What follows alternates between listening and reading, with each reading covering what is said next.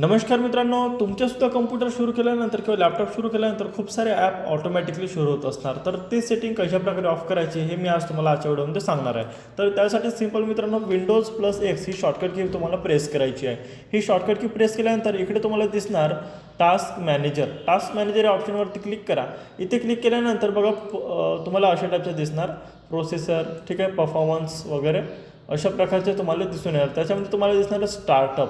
तर या स्टार्टअप या ऑप्शनवरती तुम्हाला क्लिक करायचे आहे. आता इकडे बघा खूप सारे काही ॲप्स इथे तुम्हाला दिसून राहिले आहेत, ठीक आहे. नेम आहे, पब्लिशर आहे, स्टेटस आणि स्टार्टअप इम्पॅक्ट किती पडतो ते पण दिलेलं आहे.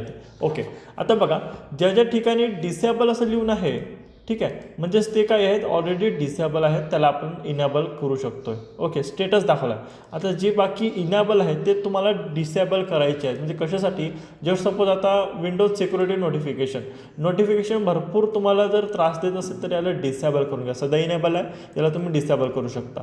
जसं व्हॉट्सअप आहे, जसं मी बघा इकडे तुम्हाला व्हॉट्सअप दिसते. व्हॉट्सअप मी इन्स्टॉल करून ठेवलं आहे माझ्या Windows 10ला माझ्या कम्प्युटरवरती, ठीक आहे. सपोज समजा मला व्हॉट्सअपची नोटिफिकेशन आहे, व्हॉट्सअप जर आपल्याला डिसेबल करायचं असेल कधी, स्टार्टअप म्हणजे काय, जसं आपण कम्प्युटर सुरू करतो तसं ऑटोमॅटिकली व्हॉट्सअप सुरू होईल अशी सेटिंग मी इथे करून ठेवलेली आहे. परंतु मला जर डिसेबल करायचं असेल तर आपण यातून डिसेबलसुद्धा करू शकतो.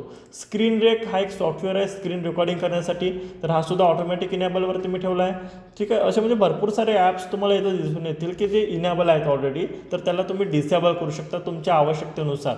आणि जर तुम्हाला कोणते दुसरे ॲप करायचे सुद्धा असतील तरी तुम्ही इथून करू शकता, म्हणजे इनेबल करू शकता किंवा डिसेबलसुद्धा करू शकता. तर मित्रांनो, हा एक छोटासा पार्ट होता आपल्या कम्प्युटर सेटिंगचा, परंतु खूप इम्पॅक्ट आहे याचा, म्हणजे खूप यूज तुम्ही याचा करू शकता चांगल्या रीतीने. तुम्हाला एखादी ॲप डायरेक्टली सुरू व्हायला पाहिजे. परंतु एक गोष्ट मित्रांनो, की जसं स्टार्टअपवरती जेवढे ॲप तुमचे असणार, जेवढे सॉफ्टवेअर तुम्ही स्टार्टअपवरती ठेवणार, तेवढा तुमचं बूटिंग जो आहे म्हणजे सुरू होण्याची जी प्रोसेस आहे ते थोडी स्लो होणार, हे सुद्धा लक्षात घ्यायला हवे तुम्हाला. अन्यथा तुम्ही हे खूप चांगलासुद्धा एक ऑप्शन आहे, म्हणजे बंद करून ठेवले तर चांगली गोष्ट आहे. चालू जरी ठेवले तरी काही महत्त्वाचे ॲप तेवढेच ठेवा मित्रांनो, कारण जास्त जर ठेवले तर तुमचा लॅपटॉप किंवा कम्प्युटर जो आहे तो थोडा स्लो वर्क करेल सुरू होताना. त्याच्यामुळे तुमच्या आवश्यकतेनुसारच ते करा, सेटिंग करा. तर कशी वाटली मित्रांनो ही छोटीशी सेटिंग, हे कमेंट करून नक्की सांगा. व्हिडिओ आवडला असेल तर व्हिडिओला लाईक करा, इतरांपर्यंत सुद्धा शेअर करा आणि अशाच व्हिडिओसाठी आपल्या ठाकरे कम्प्युटरचं यूट्यूब चॅनलला सबस्क्राईब करा.